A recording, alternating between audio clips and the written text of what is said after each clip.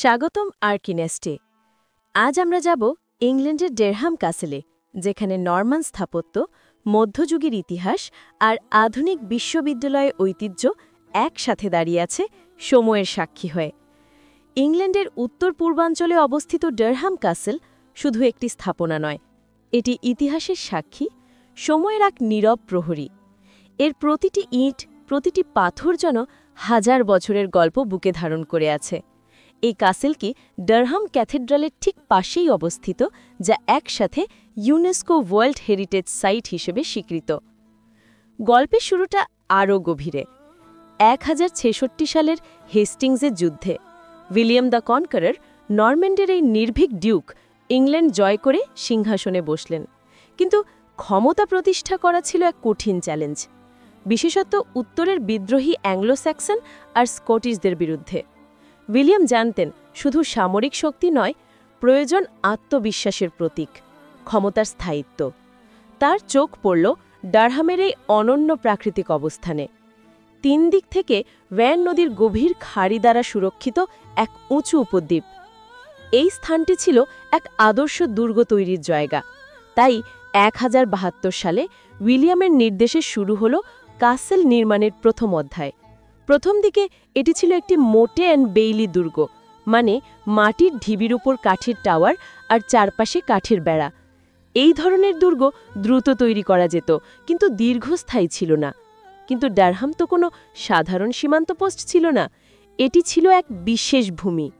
সময়ের চাকা ঘুরতে শুরু করল।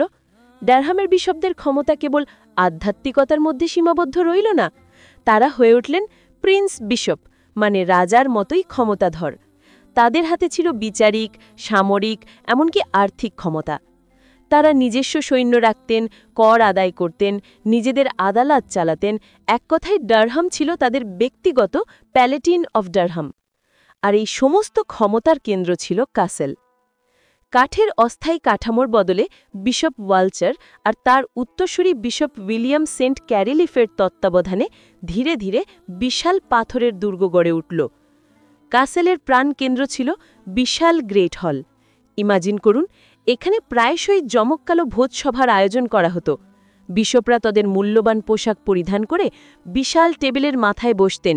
চারপাশে নাইটরা আর সভাসদরা ও শীতের সন্ধ্যায় বিশাল অগ্নিকুণ্ডের আগুন গ্রেট হলের পাথরের দেয়ালকে উষ্ণ করত, আর মদের গ্লাসের ঠোকাঠুকি আর উচ্চস্বরে কথোপকথনে মুখরিত থাকত চারপাশ।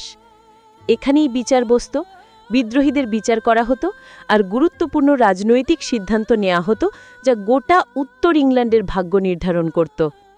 কাসেলের গভীরে মাটির নিচে আজও লুকিয়ে আছে সবচেয়ে প্রাচীন রহস্য, নরম্যান চ্যাপেল। 11 শতকের শেষের দিকে নির্মিত এই চ্যাপেলের পাথরের খোদাই করা নকশাগুলো আজও সেই সময়ের ধর্মীয় বিশ্বাস আর শিল্পকলার নিদর্শন। শত শত বছর ধরে এখানে কত প্রার্থনা হয়েছে, কত শপথ উচ্চারিত হয়েছে, কত গোপন পরিকল্পনা সাজানো হয়েছে, তার নীরব সাক্ষী হয়ে আছে এই চ্যাপেলের নিস্তব্ধ দেয়ালগুলো। কাসেলটি ছিল স্কটিশ আক্রমণের বিরুদ্ধে ইংল্যান্ডের ঢাল। এর শক্তিশালী দেয়ালগুলো বহুবার অবরোধের মুখে দাঁড়িয়েছে, বহু রক্তক্ষয়ী যুদ্ধের নীরব সাক্ষী হয়েছে। প্রতিটি পাথরের ফাটলে যেন মিশে আছে শত শত যোদ্ধার ঘাম আর রক্ত। কিন্তু সাম্রাজ্যের পরিবর্তন চিরন্তন। টিউডার যুগে, বিশেষত 8ম হেনরির সময়, যখন ইংল্যান্ডে গির্জার ক্ষমতা রাজার হাতে চলে এলো, তখন প্রিন্স বিশপদের প্রতাপ কমতে শুরু করল। কাসেলের মানবিক গুরুত্ব সময়ের সাথে সাথে ফিকে বেয়ে আসলো। তারপর এলো এক অন্ধকার অধ্যায়, সপ্তদশ শতকের মাঝামাঝি সময় সংঘটিত ইংরেজ গৃহযুদ্ধ। রয়্যালিস্টদের শক্তিশালী ঘাঁটি ডারহাম কাসেল পার্লামেন্টারিয়ানদের হাতে ব্যাপকভাবে ক্ষতিগ্রস্ত হল। যুদ্ধের ক্ষত শুকিয়ে গেল, কিন্তু কাসেলের পুরনো জৌলস আর ফিরল না।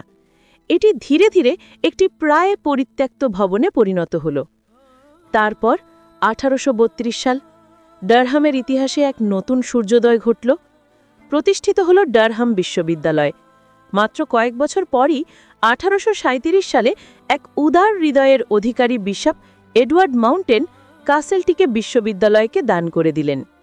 এরপর থেকে ডারহাম কাসেল এক নতুন জীবন পেল। গ্রেট হলটি পরিণত হল ছাত্রদের কোলাহল মুখর ডাইনিং হলে, পুরনো বিশপের কক্ষগুলো হয়ে উঠল তরুণ শিক্ষার্থীর আবাস আর অধ্যয়ন কক্ষ।